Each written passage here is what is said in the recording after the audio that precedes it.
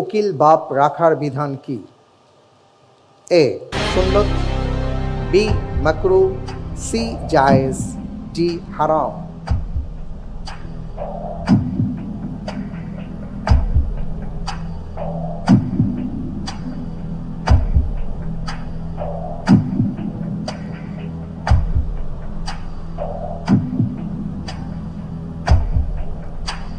হারাম। হারাম ইনশাআল্লাহ হারাম। লক করে দিব, ফ্রিজ করে দেওয়া হোক ডি হারাম। মোশাররফ ভাই, জি। আপনি বলছেন হারাম।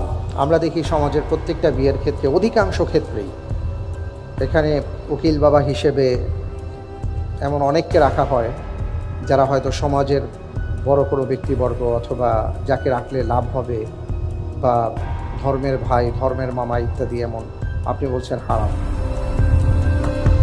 আপনি যে উত্তরটি দিয়েছেন, আপনার উত্তরটি আমি দেখতে পাচ্ছি সঠিক উত্তর। আলহামদুলিল্লাহ। আলহামদুলিল্লাহ। প্রিয় দর্শক, নিশ্চয়ই আপনারাও হয়তো অনেকেই অবাক হয়েছেন উত্তরটি শুনে যে হারাম। আসলেই তাই।